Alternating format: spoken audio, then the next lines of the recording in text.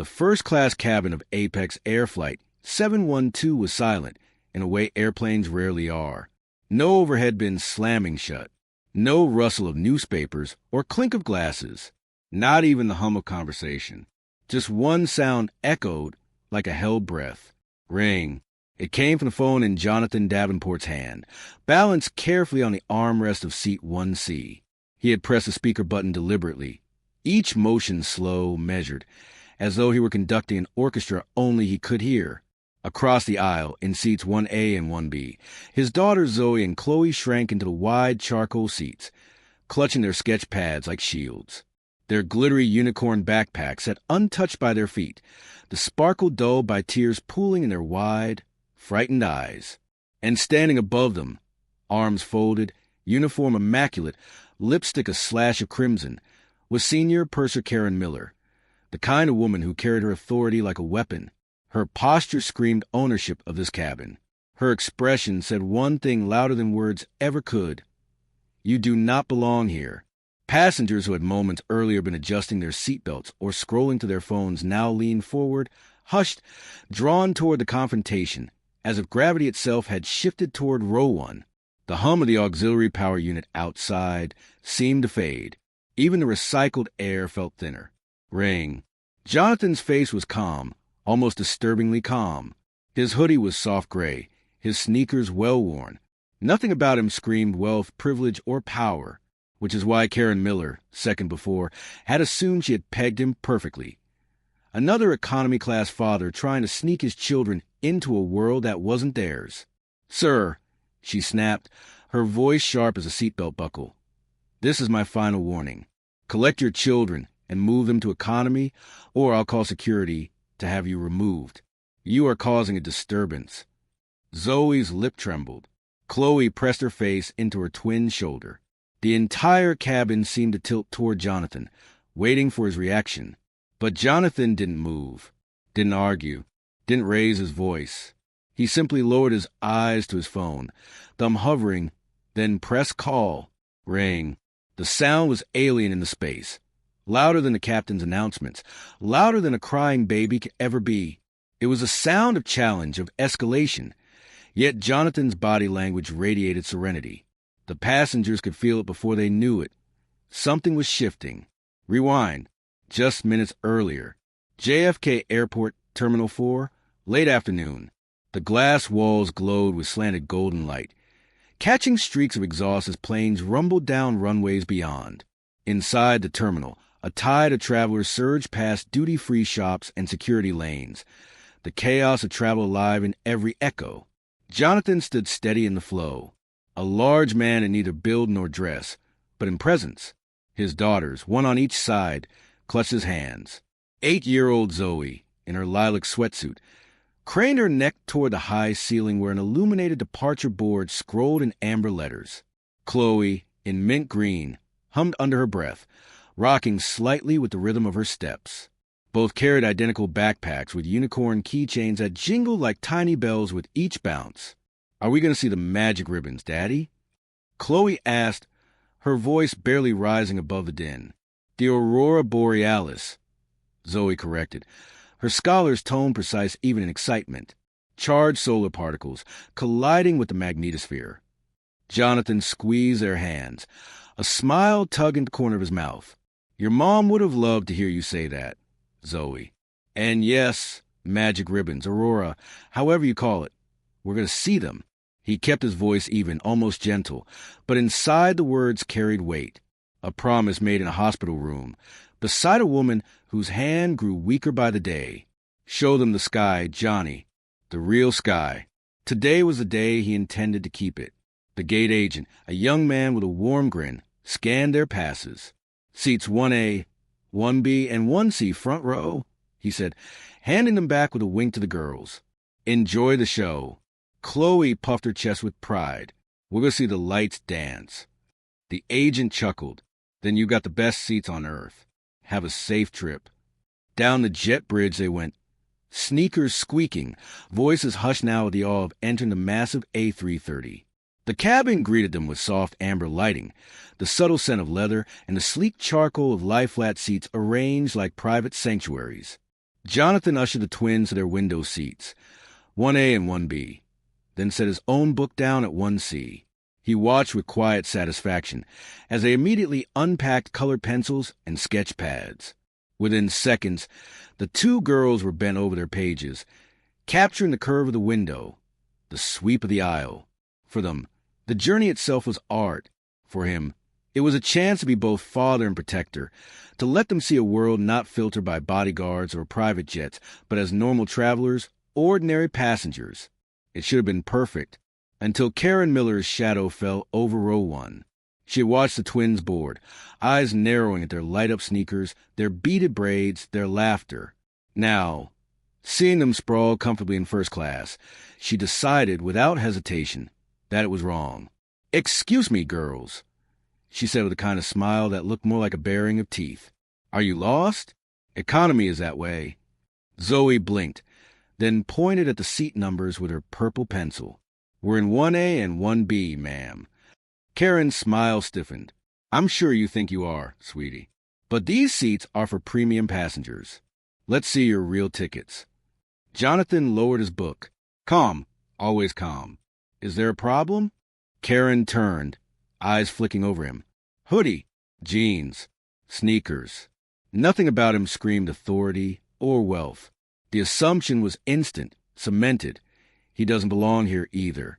"Yes," she said crisply. "Your children are in the wrong seats. I'll need to see your passes." Jonathan slipped them from his pocket, handed them over. 1A, 1B, and 1C. All valid. Karen didn't even glance down. It's very easy to print fraudulent documents these days. I'll need to confirm with the gate. Please move to the rear until I've sorted this out. The girls froze, small hands clutching paper. Zoe whispered, "But Daddy, you bought them." Chloe's lower lip quivered. Jonathan's jaw tightened. For a moment, the quiet man who lived in the realm of spreadsheets and contracts felt something burn hotter than numbers could contain. But his voice, when it came, was measured steel. "There's no mistake. These are their seats. You are making a very serious error." Passengers shifted, tension rising like cabin pressure. In 2B, a businessman lowered his newspaper, eyes narrowing. From behind, a younger flight attendant hovered, worry etched across her face. But Karen pressed forward, voice hard. "If you don't comply, I'll call security." Now. The word now cracked to the cabin like turbulence. Zoe's eyes filled. Chloe pressed her face deeper into her sister's shoulder. The drawings lay forgotten on the tray. Jonathan didn't flinch, didn't argue. Instead, he reached slowly into his pocket, pulled out his phone, and began scrolling through his contacts. Karen smirked, convinced she had won. "A wise decision," she said. Jonathan didn't look at her. He pressed the call button. Ring. The cabin fell into silence. All eyes locked on him. Ring. The call connected. "David Foster's office," came a crisp voice, echoing through the cabin. Jonathan lifted his gaze, not at Karen, but at the captain stepping out of the cockpit, alerted by the tension. His words, calm and precise, cut through the stillness. "Hi, this is Jonathan Davenport. I need to speak with him. It's urgent." The air in the cabin seemed to hold its breath. Passengers leaned closer. Karen's smirk faltered, the first crack in her armor, and the twins, peeking from their tear-streaked huddle, felt their father's steady presence like a shield. The real storm was only just beginning. If you're enjoying this story, please subscribe to support the channel. The first-class cabin was no longer just a space of luxury. It had become a stage.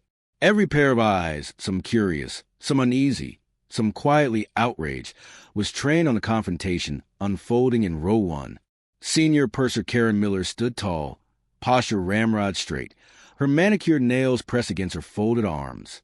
She had been here before, she told herself. Disputes, entitled passengers, people trying to bend rules.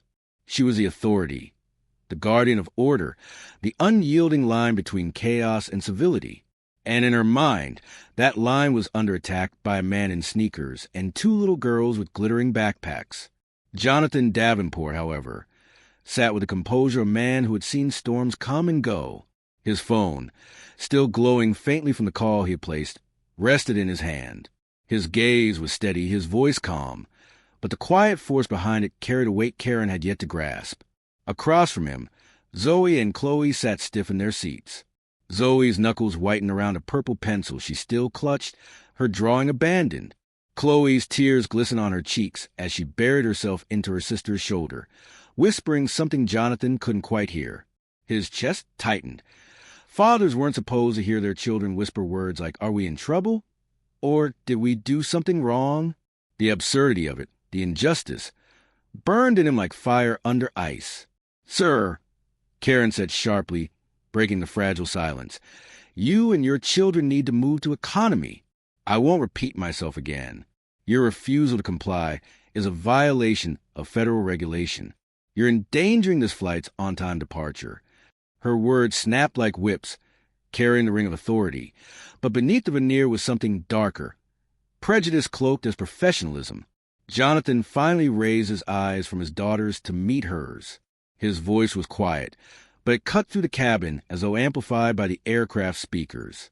"You are endangering nothing but the dignity of this cabin, and the innocence of two children who had done nothing but sit where their tickets placed them. There's no law being broken. The only disturbance here," he paused, gaze unwavering, "is you." The air seemed to shift. Several passengers straightened in their seats. Someone coughed nervously, but no one spoke. The tension hung like the thick air before a thunderstorm. Karen's cheeks flushed, though whether with anger or embarrassment she couldn't say. "I'll be the judge of what disturbs this cabin," she snapped. "Now stand up." A voice came from behind, low and deliberate. "Excuse me." All heads turned. The man in 2B, distinguished, silver-haired, a leather briefcase tucked neatly by his feet, lowered his newspaper. His accent was Middle Eastern, his tone smooth but firm. "I have been seated here since before this family boarded. I watched their tickets scanned. I watched them take their seats. They have disturbed no one. It is you, madam, who is disrupting the peace of this flight." Karen stiffened, her grip on control slipping. "Sir, with respect, this doesn't concern you." "It concerns every paying passenger," the man interrupted. "When a crew member abuses her authority, particularly when children are being frightened." A murmur rippled through the cabin. Heads nodded subtly. Phone cameras shifted higher, recording silently from the corners of hands and seatbacks. "Karen," a softer voice intruded. Sarah Jenkins, the younger flight attendant from business class, had approached, her brow knit with concern. "Maybe we should check the manifest on the tablet. It'll take 10 seconds to clear this up." Karen's head whipped around, eyes blazing. "Sarah, return to your section. I said I have this under control." But the contrast between the two women couldn't have been starker. Sarah's empathy radiated. She looked at the twins with the instinct of someone who genuinely cared. The sight of Chloe trembling in her seat was enough to turn her stomach. "They're children," Sarah said quietly, almost pleading. "This isn't right."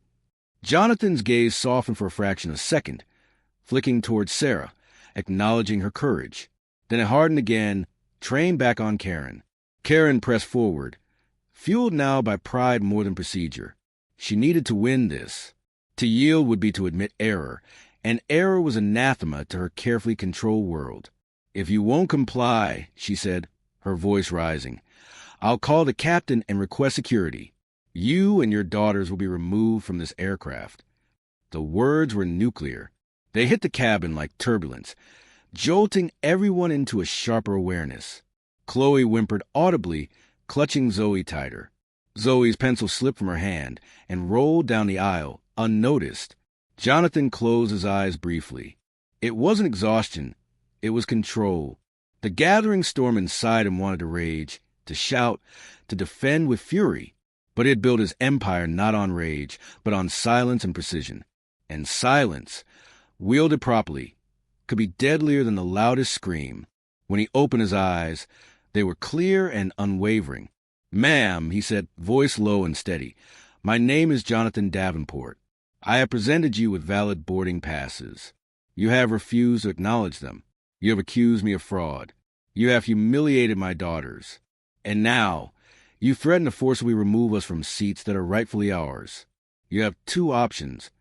His tone was surgical. Each word landed like a hammer wrapped in velvet.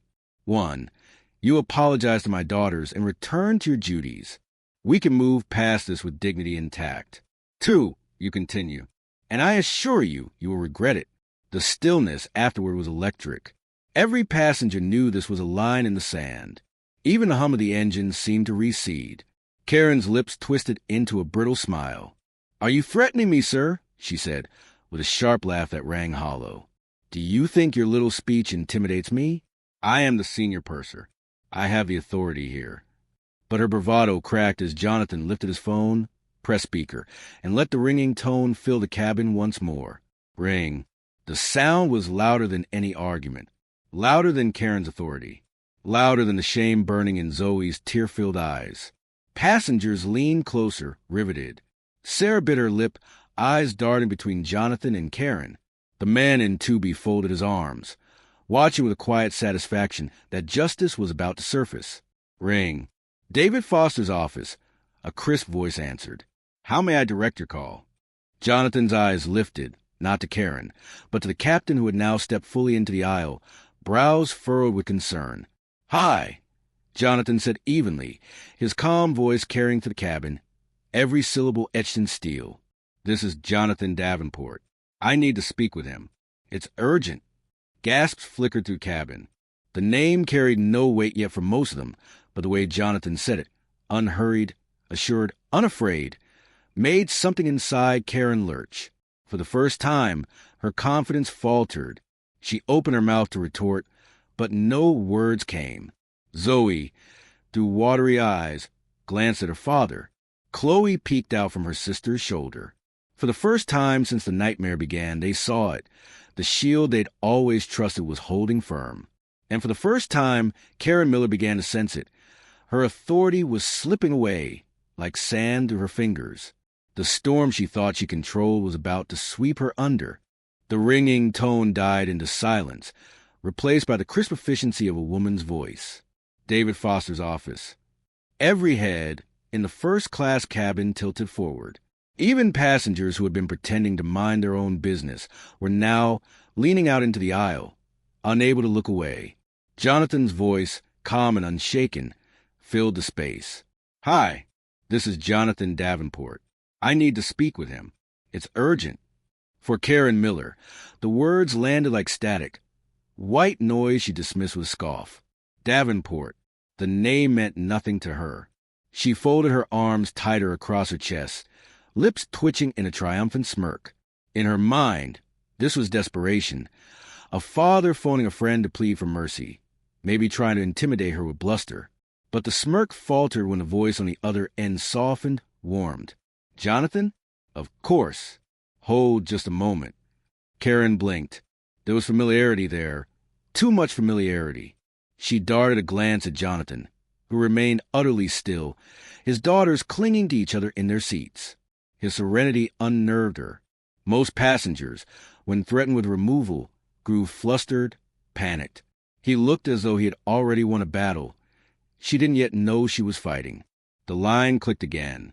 A man's voice came through, deep and professional, tinged with surprise. Jonathan, good afternoon. I wasn't expecting your call.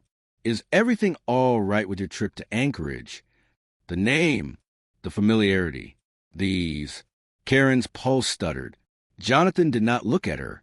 He fixed his gaze on the captain, who had stepped fully into the aisle, his jaw tightening as though sensing something enormous about to break. Jonathan's tone never wavered. No, David, everything is not all right. I'm on flight 712. Seats 1A, 1B, and 1C. And your senior purser is refusing to seat my daughters. She's accused me of fraud. She's threatened to have us forcibly removed from this aircraft. The silence that followed was deafening. You could hear a passenger 3 rows back inhale sharply. Sarah Jenkins, the younger flight attendant, pressed her hand to her mouth. The man in Tubi lowered his glasses, eyes gleaming with vindicated satisfaction. And Karen felt the floor tilt beneath her feet. Jonathan, David Foster's voice came back, sharper now, stripped of all warmth. Please tell me you're joking. Jonathan's gaze was cool, his words a scalpel. "I don't joke about my daughters." The captain, his face paling, spoke quickly before Karen could. "The purser is Miller, Karen Miller." The name landed like a gavel strike. On the other end of the line, frantic keystrokes clattered faintly. David Foster's voice rose, urgent. "Captain, do you hear me?" "Yes, Mr. Foster," the captain said stiffly. "The man in seat 1C is Jonathan Davenport. He is the owner and CEO of this airline. From this moment forward, you are to follow his every instruction without hesitation. The safety and comfort of him and his daughters are now your number one priority. Do you understand?" The words slammed into the cabin like thunder. "Owner, CO," the murmurs from passengers rose, hushed but incredulous, ricocheting down the rows. Karen's face drained of color. The rigid posture, the controlled smirk, it all disintegrated in seconds. She stared at Jonathan as though seeing him for the first time. The hoodie, the sneakers, the quiet tone. Suddenly none of it mattered, because the man she had dismissed as unworthy didn't just belong in her cabin. He owned the cabin, owned the airline, owned her entire world. Her mouth opened, but no sound came. She looked like a fish yanked from water, floundering in an atmosphere where she could no longer breathe. Jonathan finally turned his eyes on her. Calm, unreadable, and in that gaze, Karen saw the reflection of her own ruin. "David," Jonathan said evenly, still holding the phone at speaker level for all to hear, "I want Ms. Miller relieved of her duties for this flight, effective immediately. She is not to interact with another passenger. She will remain in the galley until we land in Anchorage, where she will be met by your internal affairs team. Am I clear?" "Crystal," Foster's voice snapped back. "Consider it done." "I am so sorry, Jonathan. We'll handle everything." The captain turned on Karen, his eyes hard now with a fury he rarely allowed to surface. "You heard the man. Go to the aft galley. Now, do not speak to another passenger." For a moment, Karen didn't move. Couldn't. The weight of every gaze in the cabin pressed down on her shoulders like lead. She thought about protesting, spinning some excuse, but what words could bridge the canyon she had just created? Her knees wobbled. She turned, walking stiffly down the aisle, the confident click of her heels gone, replaced by a defeated shuffle. Passengers' eyes tracked her like searchlights. The silence that followed was louder than any shouting could have been. The gatekeeper of first class had been dethroned. As the door to the galley swung shut behind her, a breath seemed to release across the cabin. The captain cleared his throat, his voice measured but heavy. "Ladies and gentlemen, we apologize for the slight delay. We'll be departing shortly." Then he turned back to Jonathan, softening his tone. "Mr. Davenport, on behalf of the crew, I extend my deepest apologies. What happened is inexcusable." Jonathan inclined his head slightly, acknowledging the words but offering nothing more. His focus was not on apologies, but on the two little girls across the aisle. He rose, stepping carefully into their row, crouching so his eyes were level with theirs. Zoe's lashes were wet with tears, her chest still hitching. Chloe peeked out from behind her sister, eyes wide. "Hey," Jonathan said gently, his voice stripped of steel now, softened into the father they knew. "It's over. No one is moving us. Do you hear me? These are your seats. You belong here." Zoe sniffed, nodding slowly. Chloe whispered, "Promise?" Jonathan smiled faintly, brushing a braid back from her face. "Promise. And you know what? When someone tells you you don't belong somewhere, you prove them wrong by sitting right where you are." Chloe let out a small laugh, shaky but real. Zoe reached for her sketch pad again, as if reclaiming the world she had abandoned minutes before.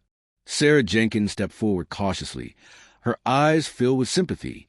She crouched down, lowering her voice to the twins. "Would you like some warm milk? Maybe a few cookies from the snack basket? My treat." Both girls looked up at her, their faces lighting ever so slightly. Zoe nodded. Chloe whispered, "With cinnamon?" Sarah grinned.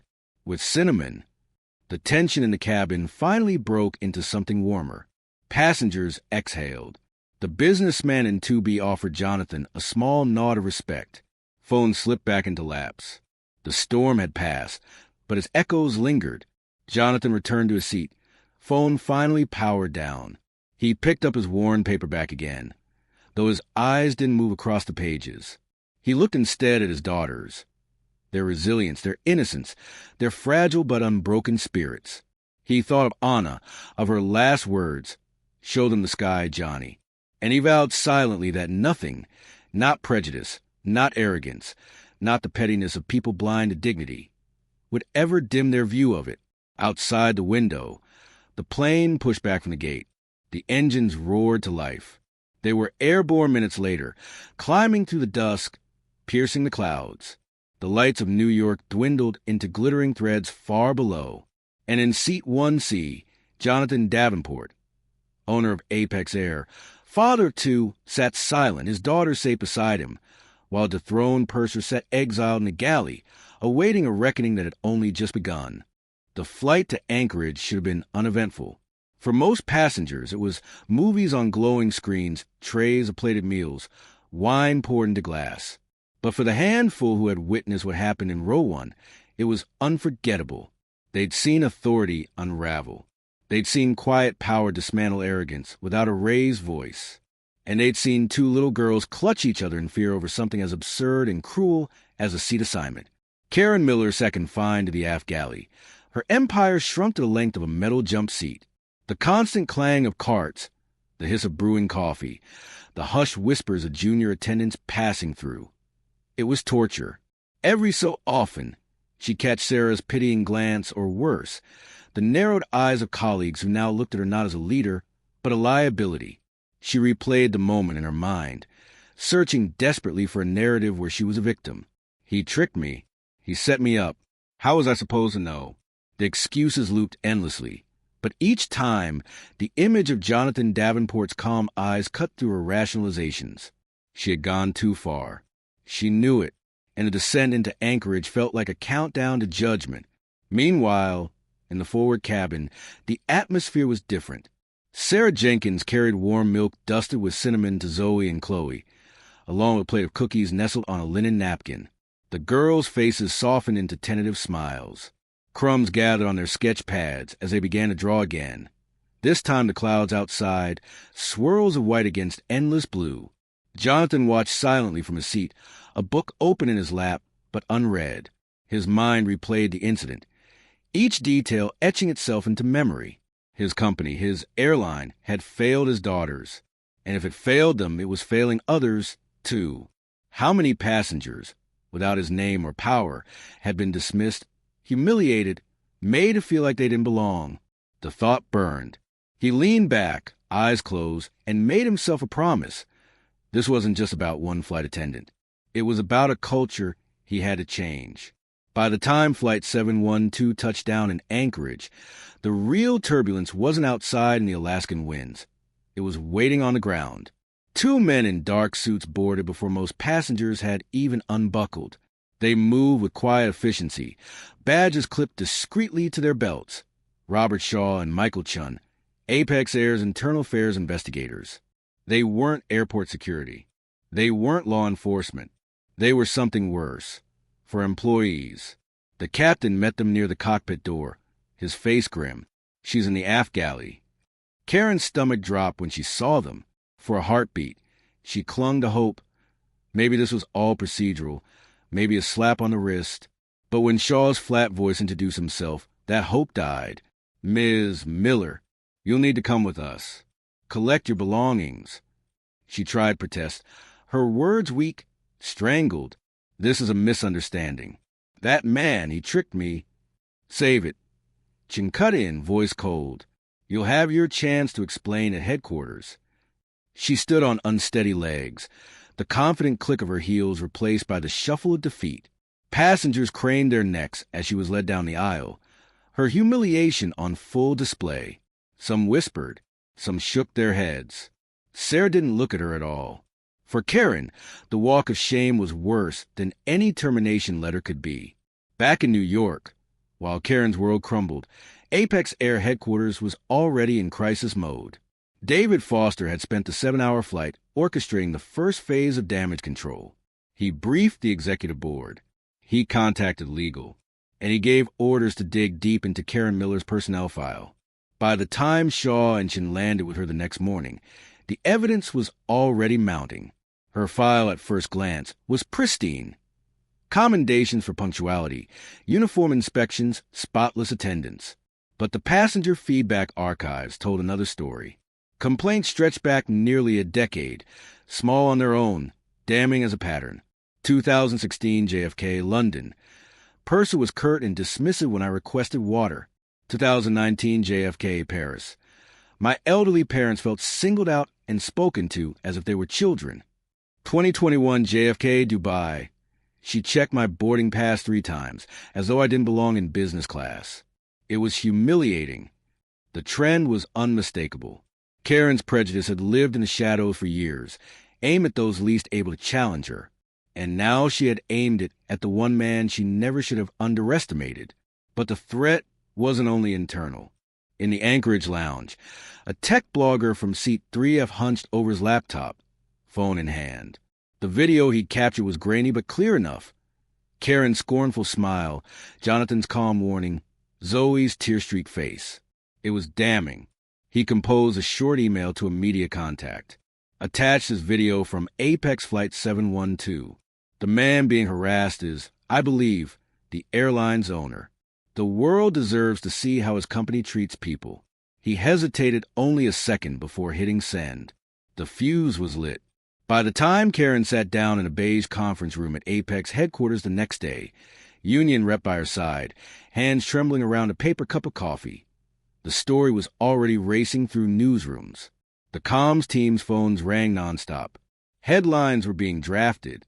Words like profiling, discrimination, humiliation buzzed like hornets. But Karen, clinging to denial, delivered her version of events with practiced precision. He was aggressive. He refused my instructions. I was following protocol. The children were. Shaw cut her off with a raised hand. His eyes were flinty, unimpressed. That's a very detailed story, Ms. Miller. Now, let's watch another version. He tapped a button. The conference room monitor flickered to life. And there she was, sneering, dismissive, threatening removal. Her own voice filled the room like a ghost come to haunt her. The color drained from her face. The union rep beside her slumped, closing his folder. There was no defense. Karen stared at the screen, her breathing ragged, as her career unraveled in high definition. While Karen drowned in her own consequences, Jonathan stood thousands of miles away under an Alaskan sky with his daughters. The aurora was just beginning. Faint green curtains rippling across the horizon. The girls squealed, pointing, their fear washed away by wonder. Jonathan wrapped his arms around them, feeling Anna's presence in the lights. This is what I promised you, my love, the real sky. But as he held them, he knew another promise was forming, a vow to protect not only his daughters, but every passenger who stepped onto his planes. This wasn't just one employee's failing. It was a mirror held up to his company, and he would not let it happen again. By the end of that week, Jonathan called an all-hands meeting, broadcast live to every Apex hub across the globe. Employees filled auditoriums, break rooms, crew lounges. He stood at the podium, not as a CEO wielding vengeance, but as a father. His voice was steady, his message clear. What happened on Flight 712 was a failure, not just of one person, but of the culture I created. That is my responsibility. And now it is my mission to fix it. He unveiled what he called the Dignity Agenda, sweeping retraining programs focused on empathy, de-escalation, and unconscious bias. A zero-tolerance policy for discrimination, independent oversight, resources for passengers to report misconduct without fear of dismissal. And then he announced a promotion. To lead this new chapter, I've appointed someone who showed, in the hardest moment, the values we must all live by. Please welcome our new Vice President of In-Flight Experience, Sarah Jenkins. In hubs across the world, applause erupted. Sarah herself sat in stunned silence, tears welling, the weight of responsibility heavy but purposeful. For Jonathan, the real victory wasn't in Karen's downfall. It was in transformation. He had turned ugliness into a catalyst, prejudice into progress. humiliation into accountability. And as the aurora danced above him in the Alaskan night, his daughter's laughter echoing in the snow, he knew the reckoning had only begun. Snow crunched softly under Jonathan Davenport's boots. The Alaskan air was razor-sharp, pure enough to sting the lungs. Above him stretched a canvas of black velvet sky, stars glittering like diamonds scattered by a careless hand. And then it began. A faint ribbon of pale green unfurled across the heavens, twisting like a brushstroke. Another followed, bolder, sweeping from horizon to horizon. Soon the entire sky was alive with color. Emerald waves colliding with streaks of violet, shimmers of gold whispering along the edges. The aurora borealis. Beside him, Zoe and Chloe gasped in unison. Their mittens clutched his hands, their breath pluming white in the night.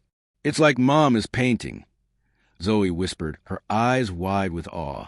Jonathan's throat tightened. He squeezed their hands. "Yes, sweetheart, just like Mom." For a long while, none of them spoke.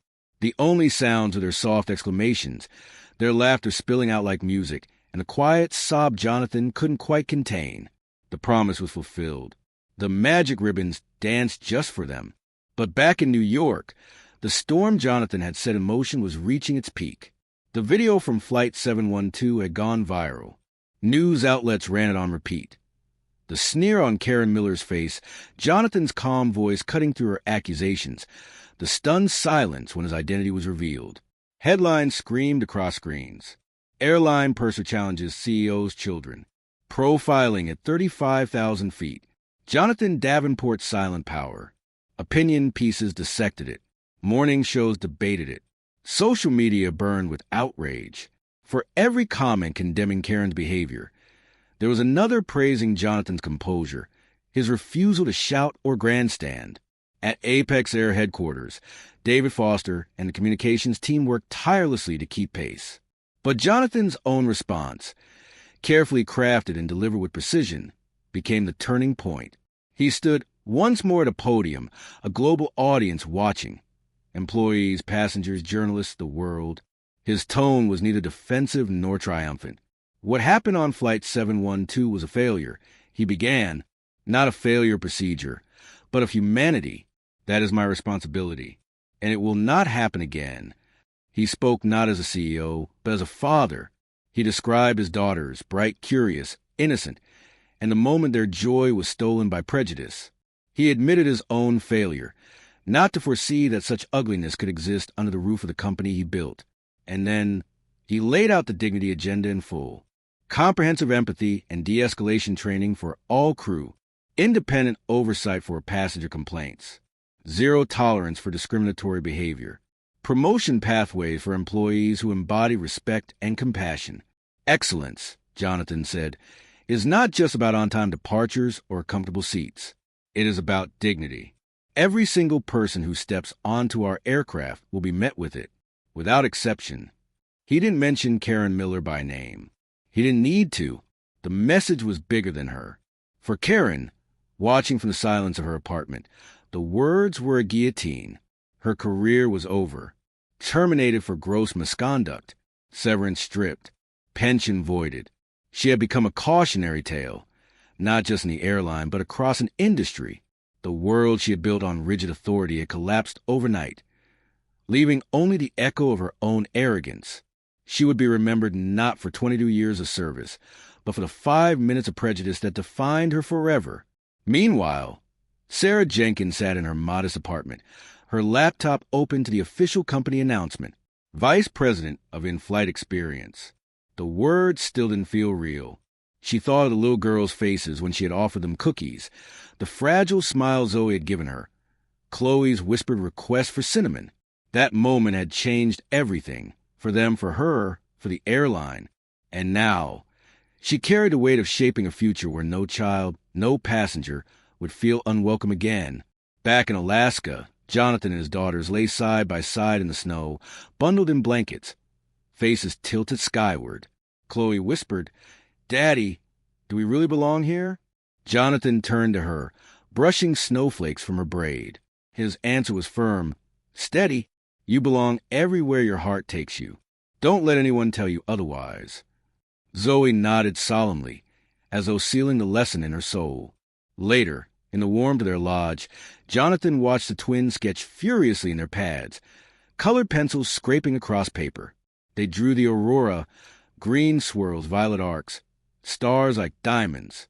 But in the corner of the page, Zoe added 3 seats, 1A, 1B, 1C, right where they belonged. Jonathan's chest ached.